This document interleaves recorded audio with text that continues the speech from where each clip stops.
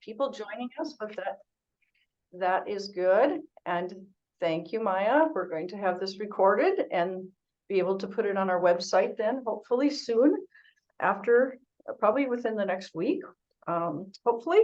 So my name is Beth Peterson. I'm the transition liaison for the Southeast region of the state. Dan, our supervisor or coordinator of our project, is out of the office today. So the rest of us will be trying to put it all together and make it happen today. I will let my coworkers introduce themselves. Yeah, but I can't hear it. We'll get started. Well, I'm Maya. I am our South Central liaison, and my office is out of Mitchell. And then I will have Steph introduce herself here. Hi, my name is Steph Badwound. I am the West River liaison. Okay, and Kate Dede is the other liaison, transitional liaison, and she might be joining us at any time. I think she's driving back from a school review as we speak here. But we will go ahead and get started. Let's see, I'm going to admit people in the waiting room here quickly.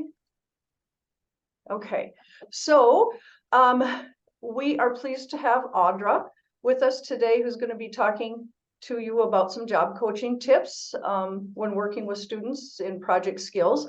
But before we introduce her, we're going to just do a rundown of our events that we have coming up, the TSLP upcoming events. So this is our first roundup of this year. We will be having another one in October and November. Then we'll be taking December and January off because they're such busy months for everyone anyway. And we'll be having one in February and in April. We don't have the, I guess, the agenda for all of them figured out yet. We're working on the October one, I believe. But I guess if you guys have specific topics or something that you would like to hear about, please let us know. And we would, I'm sure, be able to address it in some way. So keep that in mind. And then each of us liaisons hosts a Let's Talk Work event in our area as well during the school year. And that is a one-day training on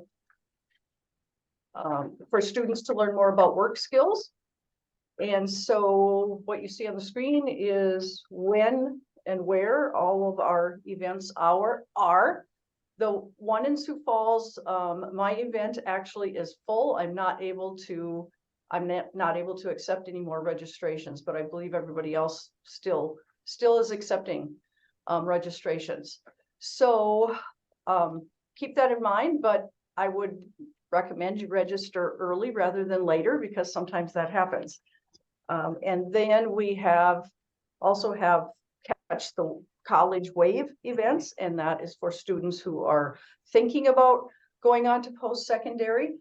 They don't have to know that for sure. If they'd like more information on it, this would be a great event for them to come to. The event is also, I think, provides a lot of great information, not only for the students, but for parents as well, and school staff. School counselors have attended and said that they thought it was great information. So just keep that in mind as well. I mean, any event that we do is really open to anyone who is interested. So again, we have those in each of our areas around the state. And all of these events are also listed on our website as well, which I would throw out a plug for that, www.tslp.org. And our website has a new look now, just recently in the last month or so. So check it out. We have a lot of good information on our website as well. So the last couple events that we hold are, of course, our Youth Leadership Forum. So the applications are available for that right now and open. And there's another slide on that as well, but the event will be June 2nd through the 6th of 2024. And then our annual Transition Summer Institute, which is designed for high school special educators, special ed directors, again, whoever else might be interested. And that is a 2-day event that is going to be held at Cedar Shores in Oklahoma, again, this next summer. And we're starting to work on preparing the keynote and the breakout sessions for that as well. Back to the Youth Leadership Forum, or YLF as we call it. This year we are doing online applications as much as possible. So I have the web address on here for you to get that. If though a student is not able to fill that out for whatever reason, just contact whoever liaison is for your region, and we can provide you a written copy of that to be filled out if that is the best way for the student to do it. As you can see here, applications are due December 22nd. So again, the earlier they're filled out, probably the better. So we don't have to worry about last minute applications coming in. So that is a very quick rundown of our upcoming events for the school year. Does anyone have any questions on those? And I think Kate, are you with us now? You want to introduce yourself? Okay. Hi, yes, I came in at the last minute. My apologies for being late. I was out on a school review. I'm Kate Deedy. I am the liaison for the North Central and Northeast area. So, yep, that's what I was out and about in that country today. Yes, okay, so thank you. But Kate actually prepared this slideshow or the PowerPoint for us, so she had everything ready for us today. So thanks. Okay, so I am going to turn it over to our speaker today, Audra Cardwell, and I'll let you tell us a little bit about yourself and how long you've been in your position, Audra, and take it from there. Absolutely. Hope everybody can hear me okay. I'm not all echoey and crazy, right? Welcome to, what day is it today? Wednesday? Thursday? I don't even know. So I actually have been in this position as an employment specialist coordinator with Black Hills Special Services for almost 2 years.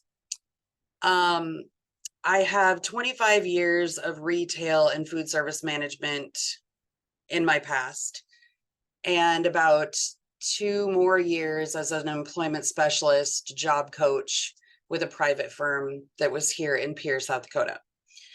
So I grew up in a real small town, Winter, South Dakota, and moved here when I was in 9th grade, graduated from Pierre, traveled around the world for a year, singing and dancing and promoting world peace, and then ended up back in South Dakota and love it here and love helping people. So this is the best job in the world. I love it. There's a lot that goes into job coaching and teaching employment skills, which I'm sure a lot of you know. But what people don't think about is the processing that someone has to go through when they're starting a job. It's kind of that thing where you're so far away from the first day of your first job that you don't remember what it feels like. I know that I started my first job when I was 12, working for my parents in their insurance agency as their cleaning lady. And they taught me all of the skills that I needed to know to do that job. They walked me around, they showed me every detail, they told me their expectations. A lot of times now in positions where managers are working super shorthanded, which everyone is, and they will tell you that until they're blue in the face. And they just don't have the time to teach those skills that they used to have the time to do. So it would be really awesome if we had a whole slew of people doing job coaching, but it's not a job that you hear about very often. In fact, I didn't even know that it existed for probably the first 20 years of being a manager. So if that kind of gives you an idea of how many people didn't talk to me about employing their clientele. There we go. So the first thing you need to do starting out is really getting to know your student. And some of you probably do, and you've worked with them for quite some time. Or maybe it's your first year and you're just sort of swimming crazy and you have no idea what you're supposed to be doing. So I'm here if you need help with that. Get to know them on a little bit different level than just being a student. Like, what do they really like to do in their free time? Do they collect anything? I guarantee they probably do. What do they do for fun in the summer or in the winter? What are their hobbies? What do they like to do so that they can carry that forward into a job position? A lot of times I see people doing, and this is, there's a lot to be said for this, but you know, we'll just keep it there. Cleaning jobs, because that's what's easy to find, right? So does that student really like cleaning, or are they just really good at scrubbing toilets? Do they like vacuuming, or is it just something that's easy to teach? So we really need to really put that into perspective when we're working with an individual, because they may have sensory issues with the vacuum and it freaks them out when they're walking the vacuum up and down the hall consistently with that noise. It could really freak them out. I worked with a guy who had a hard time with that at one point, and we tried the headphones, we tried noise cancellation, we tried all these things, and then I realized that he really likes Tchaikovsky music. So I gave him earbuds, Tchaikovsky on my phone, and he vacuumed for 2 solid hours. Sometimes you just have to find that little thing that helps them get to where they need to be. It's not that he hated vacuuming, he hated the noise of it, but he really loves Tchaikovsky. So that's what we gave him. So really pay attention to sensory issues, because so many kids have issues that people didn't know about, or maybe no one asked them. So that's important. Finding their hobbies, finding out if they've been like in 4-H, or if they were in Boy Scouts or Girl Scouts, or if they really love riding a bike, or if they're in dance class, or something that you can tie into a job that they can do. Maybe they can get a job at the dance studio because they love watching kids dance, or they want to learn how to dance, but they're too freaked out to join a class. Ask them if they ever do chores at home. Do they do the dishes by hand? Do they make their own bed? Do they pick up toys after a sibling? Do they sweep the floor? Because sweeping is a task that is not easy to teach. It is very difficult, actually, if someone's never been taught how to properly hold a broom. Really look into those questions on if they've ever cooked a meal, or if they've ever done any baking or measuring. How well can they read? Those are very important things to look into working. You have to be able to know certain things to do certain jobs.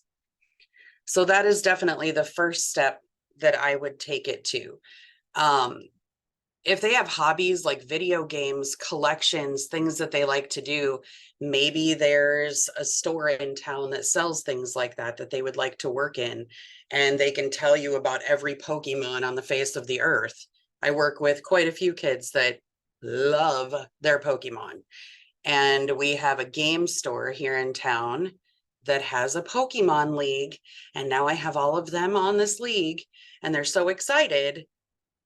And now one of them wants to work in the store. So it's just, sometimes you just have to find that peak interest. The second thing you really need to think about is their limitations. Yes, they might be in a wheelchair. They may not be able to bend or stoop or kneel down on the floor. There might be a hearing impairment or a vision impairment, but that doesn't mean they can't. Right? We've all been taught that. So what can we do to accommodate that while they're at work Find out if they have issues with bending, stooping, kneeling. Like, can I kneel down on the floor and get back up real quick? Because I know I can't. Not at this age anymore. So it takes me a minute. So just find out those little details about them. Sometimes people don't like jobs where they are standing for 2 or 3 hours or sitting for 2 or 3 hours. Those things are really important. During the summer or after school, what does their week look like? So that's our next, we look into that. Do they have appointments on specific days? Do they go to church on a regular basis? Are they part of a religion that doesn't allow them to work on certain days? Things that you really, I know it's really personal to get into that stuff, but it's so important to go through this list of questions when you're sitting down with someone to figure out who they are, to help them get to where they want to be. It's so important to push them into something that they want to do. Who wants to get up and go to work and do the same exact thing every single day? I go in and I dump the plates and I dump the plates and I scrape the plates into the garbage every day and I wash the plates. That is the most boring, tedious thing. Some people really like that. But I know that I wouldn't, and no one's ever asked me that. Do people have activities that they're involved in? Are they on the football team? Do they do a bowling league? Are they on a basketball team? Are they in the art club? There's all kinds of events that people can be involved in school, especially. Is it something that they want to get involved in and they just don't know how? So what does their work look like to them? Like, what kinds of things do they want to work around to do a job? And that will help you sort of decipher the style of job that they want to do, the time of day that they want to be working. I know that a lot of you work with people during the day, during the school day, I'm sure, but there might be some of those students that are working evenings or weekends. So that's why I throw that in there. What does it look like for the student? I bring this up because by the time that kids are done with the transition period and they're 21 and they're leaving that and transitioning into adulthood, they come to me as a job coach. And what I'm seeing on my end is that people have no idea how to dress appropriately for the job they're applying for. They don't know what professionalism means.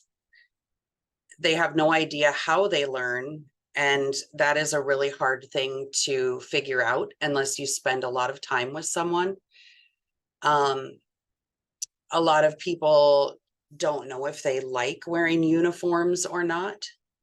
They don't know how to ask for a day off. They don't know how to do any of those things. And most of them have never filled out an application and cannot tell me if they've actually worked more than 4 or 5 days at a job. They don't know their work history. So I think it's really important that if you're going to be doing that type of work, to sort of pass that information on. And maybe you do, I'm not sure. I get my information through VR, so I'm not sure what they gather and don't gather from the schools. It's just so important to try to teach this information. And maybe if they're only working for an hour at a time, they're going to work in whatever they wore to school. And I get that. But it's so important to have those conversations about, oh, look at Sally, who's working at the register and she's wearing a little vest over her outfit, and that must be her uniform. Why do you think she needs to wear that? You know, and talk about the reasons why it's important to have a uniform, or why it's important to wear a hairnet when you're working in a kitchen. All of those safety things that you're looking into. finding out how somebody learns is so important for them.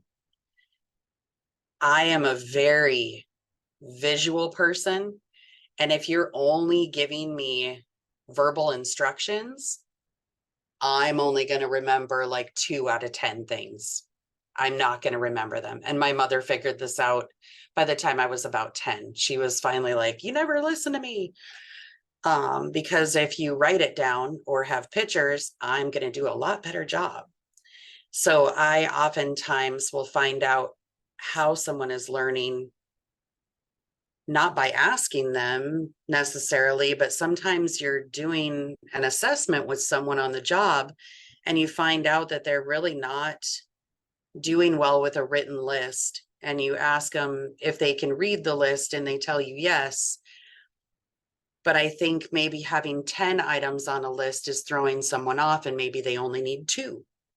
So finding out the way that they take in that information, or is it better to take pictures of them doing the task on the job site, print it out, laminate it, give it to them so they can take it with them to work? That's huge. I do that with a lot of people. Some people you have to go in with them and physically hold their hand and do the task. And if you're teaching them how to ring things up on a register, you're brushing it across in a specific manner. And if you're cleaning toilets, it has to be done a certain way in certain places. It's just a matter of how they're learning. Do they really need you to stand behind them and go, okay, now make sure you don't get the little dust in the corner, and okay, make sure you wipe off the top of that toilet.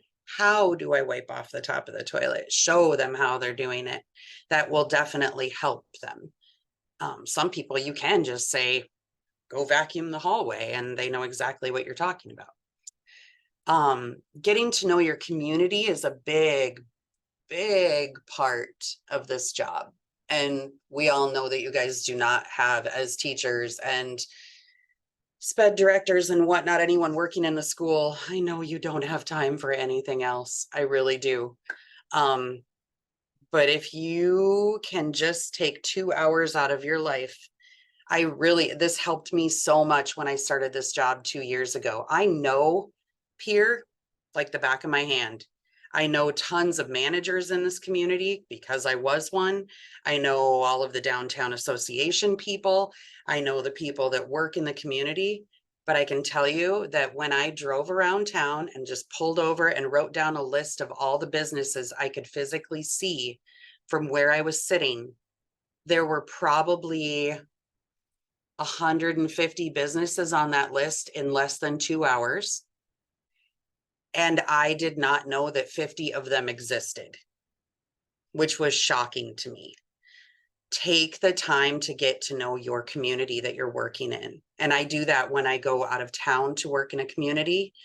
If I go to Eagle Butte, I drive up and down every street until I find every business. I go in and I ask people, is there anywhere that sells this in town? Because that's what my client is interested in doing. When you're with your student or client, take them into businesses, almost like you're shopping for a job. Look around the store, see how they're reacting to things. Is it too big? Is it too loud? Is there too much going on and they're getting distracted? Or do they like the bright lights and flashy things? Is it better for them to be in a quiet environment? Sometimes you find that out by taking them into the environment. And I call it job shopping, just going in and out of stores and businesses and asking questions to the people that work there and find out what they do, and just, ask those questions in front of the person you're working with, have them ask questions. And you find out so much about someone. And that could just be an hour of your time. It doesn't have to be this big extravagant, taking 6 weeks to do all of this stuff. It sounds like it, but it doesn't. Don't just go in and say, okay, I have 4 kids that I'm working with at the high school. all of them have disabilities and I need a job for all of them. Can I come and work at the YMCA on your cleaning crew twice a week with all 4 of them? And then you find out that 3 of them don't even like to clean, so it's just so important that you ask their opinion of what they want to do for a job, and they will tell you. Kids tell you everything. They think they know everything. Doesn't matter who they are. If you go in and say, if you're talking to business owners or managers of businesses, I work with a teenager that's interested in working in this type of business. What exactly do you guys do? Find out if there's a niche where they don't have somebody doing that job that needs to be done. Like, I was the manager of a Walgreens, and I can tell you that on freight day, it was the hardest day because we would get 1,800 cases of things, and I had 3 people unpacking it. I needed 6. I called the job coach and said, I need you to bring me 3 people, and I only want them to work twice a week. We found the right people that love stocking shelves, and it was the greatest fit for both of us. I loved it.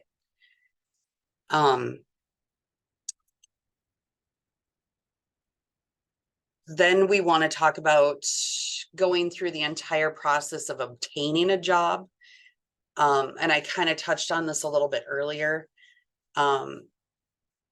Do the students know how to fill out the application? Are you having them do an application and an interview in order to do the job for Project Skills? Or are they just going in and trying something out for a few weeks at a time, and you're doing assessments with them to see what kind of skills they already know? Do they understand how important it is to have a photo ID and a social security card or a birth certificate for the I-9 form? Do they know what a W-2 is and why they're paying taxes? Do they have an idea of how many dollars an hour they're making and what that means?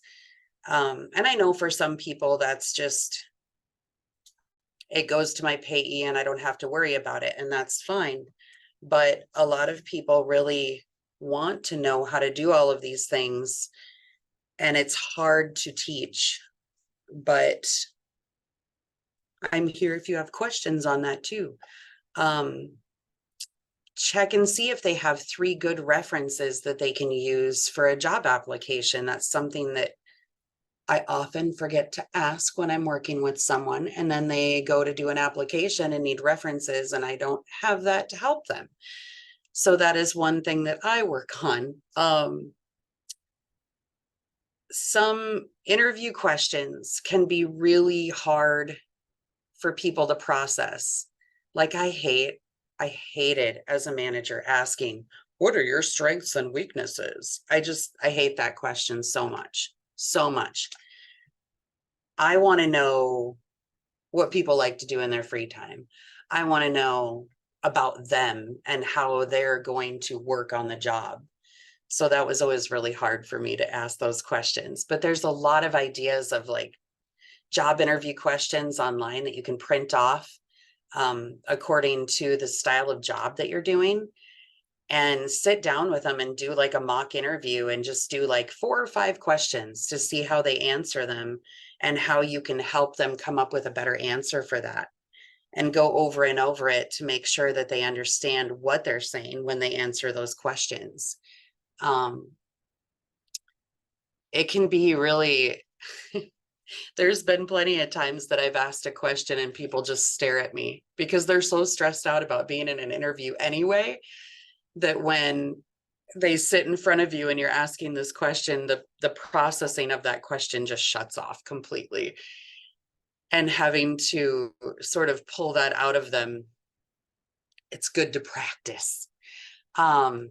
Find out those little details about the people on the job site, really talk to the manager, find out who the coworkers are that they're working with. Take that student around and introduce them to each person, have them introduce themselves to people. How do they get to know the staff? Have them be involved in a tour of the space that they're going to be working in. So a lot of times as a customer, you don't get to see the back room or the pharmacy or the kitchen of a restaurant or whatever. Take them through with the management and do a tour so they can see what the equipment is and they can see who the people are that work behind the scenes. Find out who's in charge of everything. Who do I go to if I need to take a day off? Who do I go to if I don't feel good and I need to go home? It's not just about them working with you. Yes, you are there to help them, but you shouldn't be the person that's always at their beck and call. They should learn how to go to those natural supports like their coworkers or, excuse me, or their supervisor, and find out who those team members are that they can count on all the time, or who can give them more ideas of like moving forward with the tasks that they're doing. They really need to feel part of the team because that makes them really love their job more.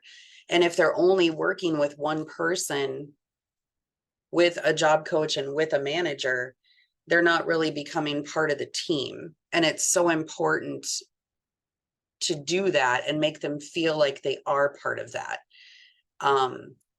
Introduce yourself to the team and say, hey, I'm Audra, I work with Black Hills Special Services, or oftentimes I will say I work with vocational rehabilitation because I'm in that office.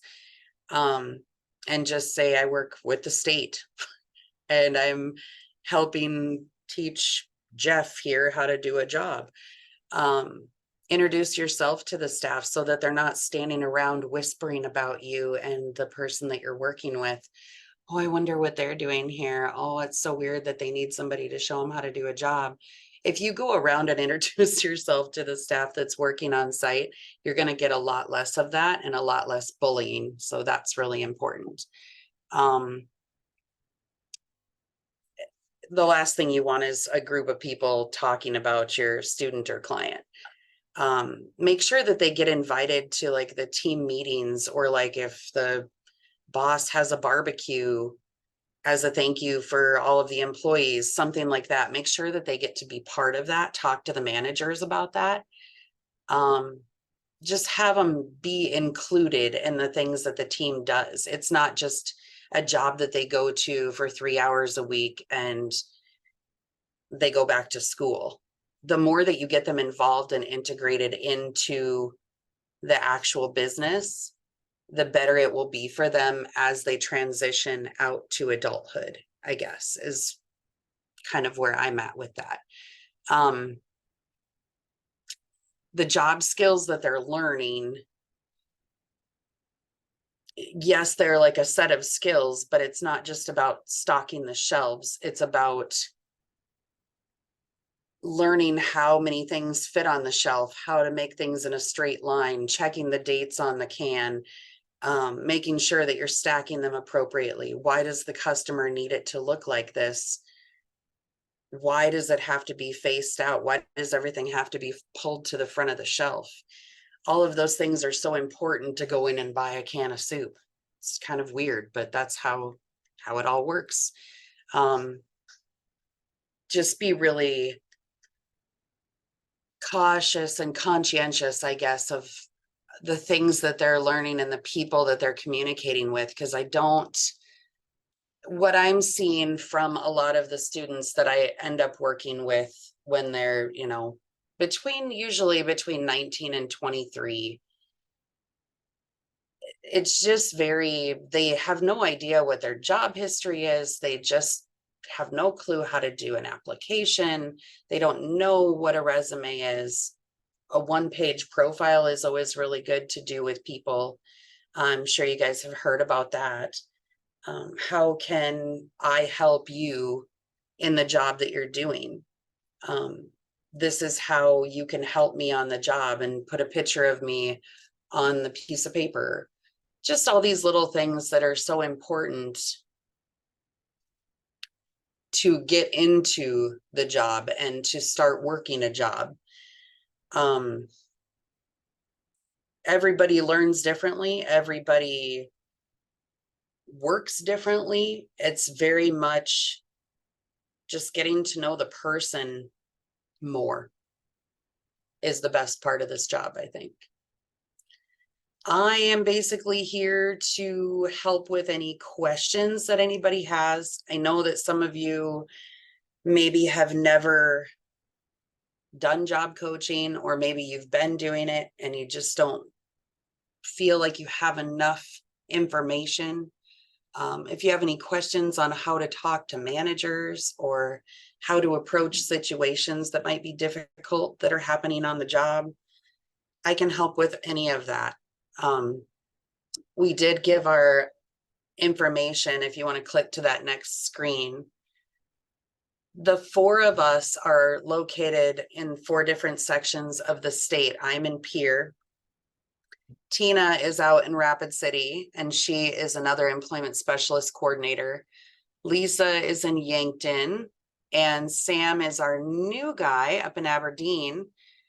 And the 4 of us this position was created to sort of help fill that gap between a lot of the private companies that were providing services and a lot of smaller companies that were doing private support sort of fell by the wayside during COVID. So a lot of those little companies closed down and they're no longer doing it. So we kind of were hired on, and this job was created through the state and through Black Hills Special Services to tie together. And all 4 of us work in the state VR offices, but we do job coaching, we do employment support. I do a lot of other things as well. I do a lot of independent living services with a lot of clients, and I've gone to doctor's appointments with people and everything.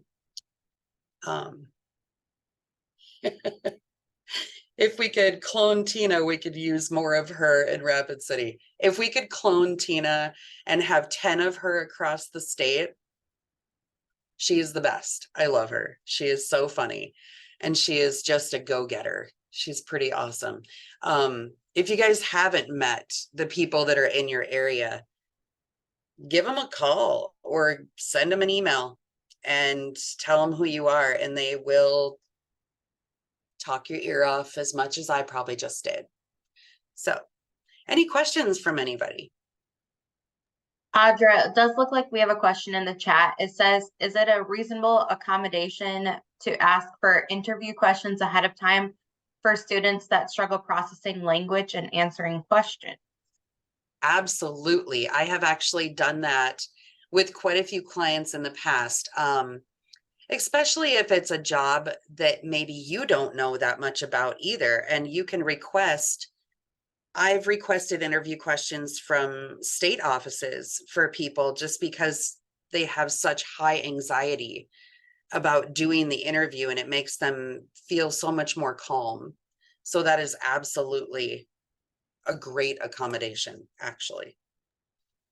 And then Audra, I'm assuming someone had asked who they would contact for the Mitchell area. I'm assuming that would be Lisa down in Yankton. Yes. Yep. That would be Lisa. And So she yeah, if covers all the anyone- way over to Chamberlain and Winter, but then I do Mission. So yes, if anyone would like to ask a question, feel free to unmute yourself and ask it, or you can type it into the chat box. So Audra, I guess I'm just curious, do if you're a job coach working with a person, do you typically go to the job interview and participate and be with the person or not? Or what's your recommendation? It is something that I have done. I will ask my client if they would like me to attend the job interview with them. Some people say, yes, please come with me. It would make me feel so much better. Some people really like their independence and they want to go and do it themselves. Whatever the client's choice is the route that I try to take.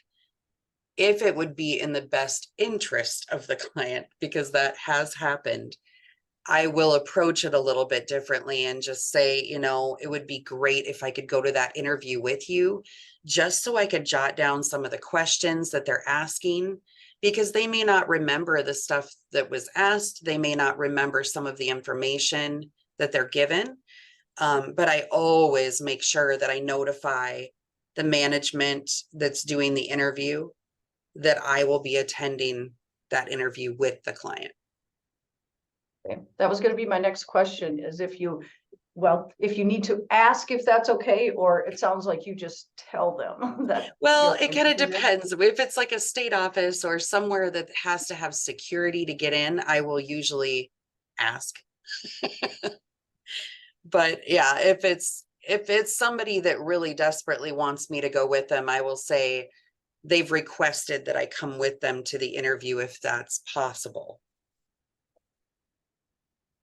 I kind of ask tell.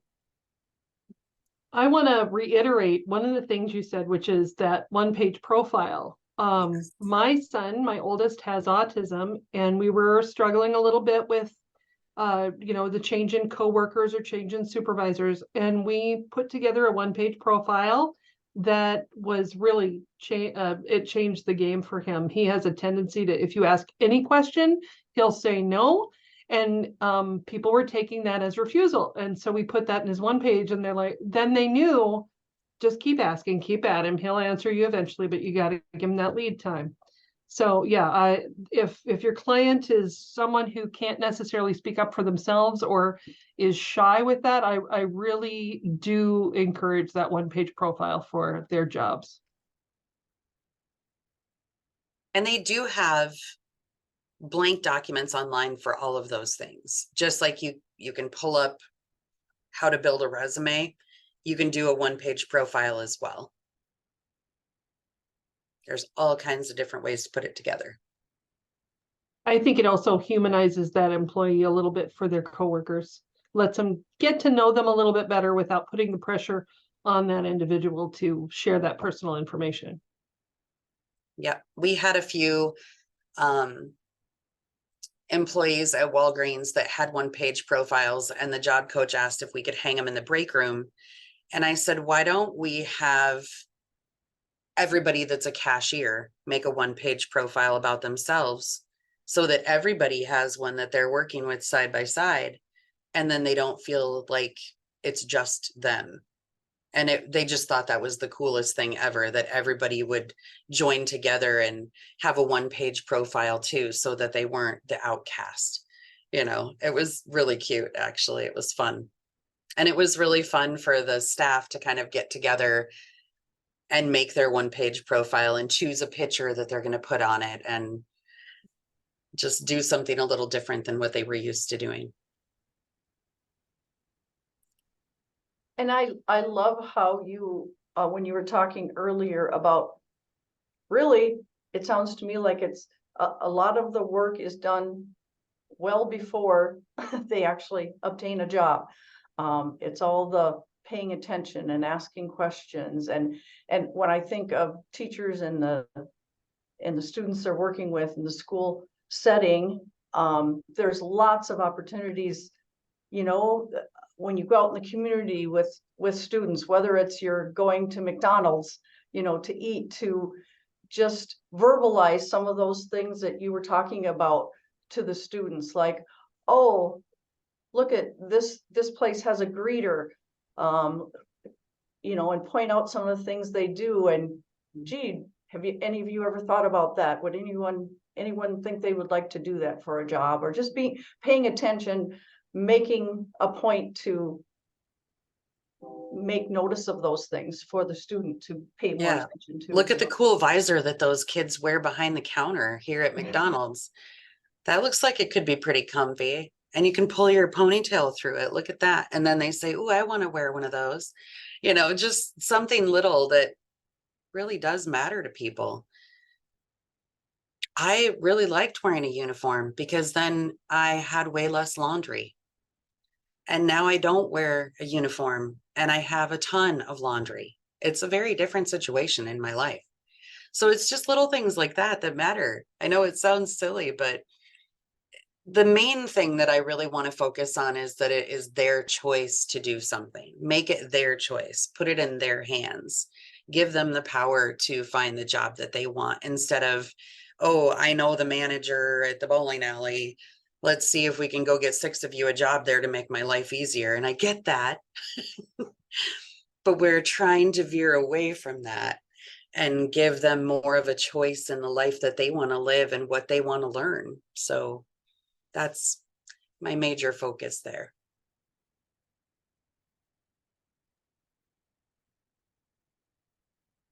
Anyone have a question for Audra while we have an expert with us among us? Or I know that there are some people on the call that have done some of this work before, or teachers in 18 to 21 programs. Maybe you've had some experience as well and could share some tips or things that you've learned in doing this before.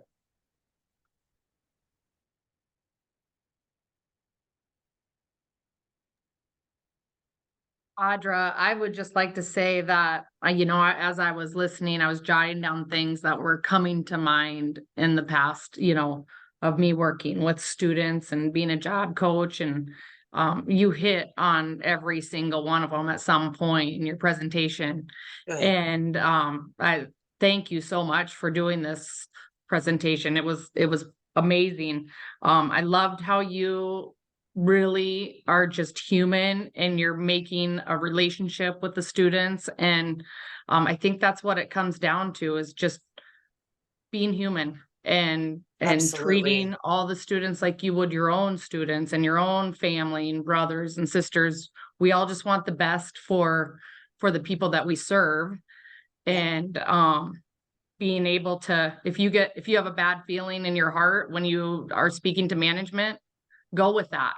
There That's are huge. icky managers out there that don't treat our people with respect, and really and are. so going with the gut on that, I feel like, is really important. But there's so many more people that are good, and finding them and individualizing the experience for our students is so important.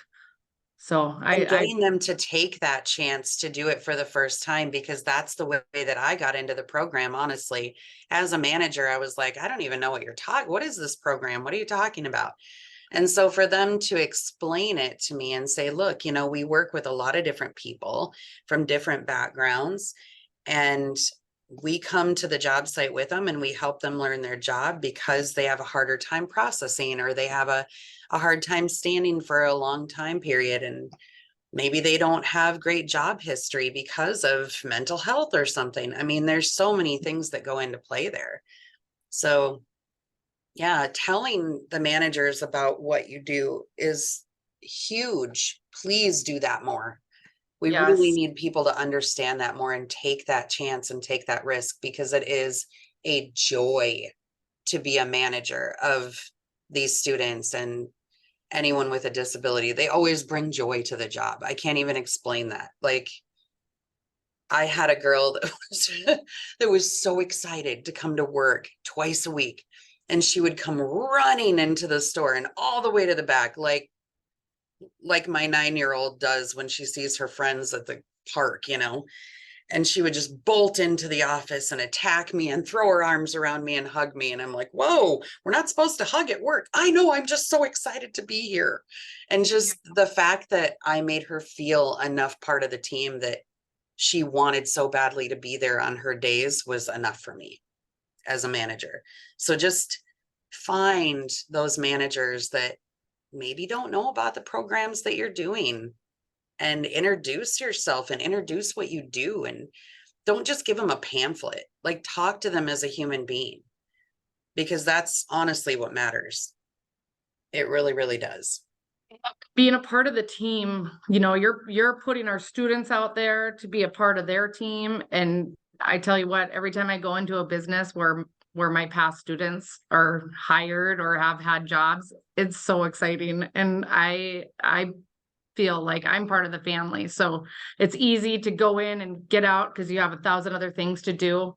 But if you can spend those quality you know, that quality time with, And minutes. and minutes, you know, with the staff that your students are working with and with your management team that are working with your student, it pays off in the end. So, Absolutely. And find those natural supports. And what I mean by that is like, let's say that I have Kelly, I'm just picking random names, and I go into Walmart and we're working with the people at the front cashiers, and which never happens in Pierre, by the way. We don't work in Walmart very often, but I'm using that example. And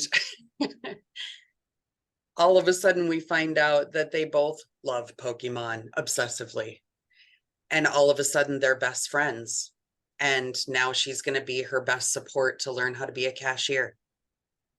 It's the little things like that that really do matter. So getting to know the person that you're working with, knowing that they love to collect Barbies or Pokemon or something, then you find somebody else in that business that also loves that. And all of a sudden they have new friends. And that is so important on the job site.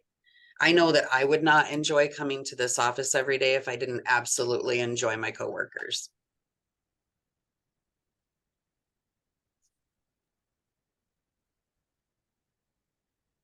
I completely agree. Also, you know, being proactive versus reactive when it comes to having your ducks in a row when you do go to businesses, because there's nothing more frustrating to our students that when they're put on the spot and don't know, you know, what to expect and whatnot, and just prepping them before they go into the field. And having, I jotted down, just having real conversations with them, you know, just being able to help them communicate and be their person, so they have somebody that they can talk to and learn how to communicate, because that's really hard for a lot of our students, especially this day and age with our social media and talking on the phone and being able to communicate just in general. I mean, it's hard for most adults in general to communicate, and then you put, you know, other situations on the line. And I just feel like communication, anytime you can have a normal conversation is good on the drive It is. there or whenever. Yep. Yes, yes, yes. And that is something that I did not add, was the communication part. So I work with quite a few people that really hate talking on the phone. Mind you, they're younger than me, so that might be why. I know that my 14-year-old hates talking on the phone. She would rather text or snap or whatever. I don't know. She's got 18 different ways of communicating that isn't speaking. And so it's hard for me as a Gen Xer to look at that and go, why can't you just pick up the phone and call someone and talk for 2 minutes and have it done? So a lot of my clients that I work with don't like to communicate with me over the phone. If I'm making an appointment with them or having them come in to meet with me, find out which way they like to communicate best, if they like texting, or if it's better for them if they can't read very well, which is very common as well. I will hold the button down on my phone when I'm texting and just do like a voice record, and it sends them a little snippet. A lot of people like that because then they hear what I'm saying to them and they can replay it if they need to. And it's only like 30 seconds. So find out which way they like to communicate best is a big one. And make sure the manager is aware of that you're working with.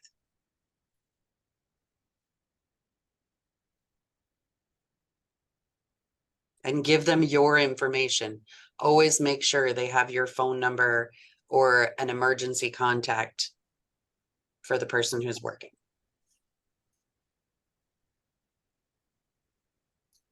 Okay, we're almost out of time, have just a few minutes left. Does anyone else have a question they'd like to ask or comment they'd like to make? Just lots of comments popping up in the chat. Thank you guys so much. Oh, yes. And if you honestly, if you have any questions, don't hesitate. Call me, text me, whatever. I did not put my work cell phone number on there. Let me get into. Why will it not open my chat? being silly. There we go. Oh, let's see. Audra, if you just say it out loud, I'll type it Yeah. in. for you. Thank you, because mine's flipping. I don't know what is going on with my computer today. It's flipping out. It's like chopping things up. It's really strange. It is 605-222-4021 is my work cell. And you guys can text me, email me, call me. It's easier to reach me on the cell phone than it is in the office. If you have something happen with a manager that you're really frustrated with and you need some advice on how to handle that situation, or you need somebody else to go in and help you back it up if you're in my area, I'll go in with you. Roberts County, that would be Sam Johnson.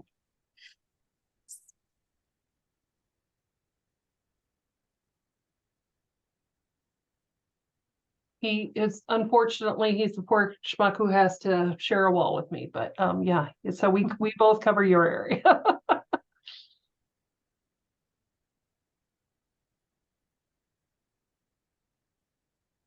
Okay, well, hearing no more questions, I guess we will be closing out for today. Again, our next roundup will be in October 18th. So we will send an email out with the link and what the topic will be at some point in October, which Well, is and next week. the topic in October, we're going to be looking at the summer pre-ETS initiatives and also 18 to 21 programs. So stop by Great. for info on that. Great, thank you. Thank you guys so much for your Okay. patience. I appreciate you. Thank you, Audra. Thank you for presenting. Yes, thank you Absolutely. so much, Audra, and thank you everyone for being here, and have a great rest of your day and evening.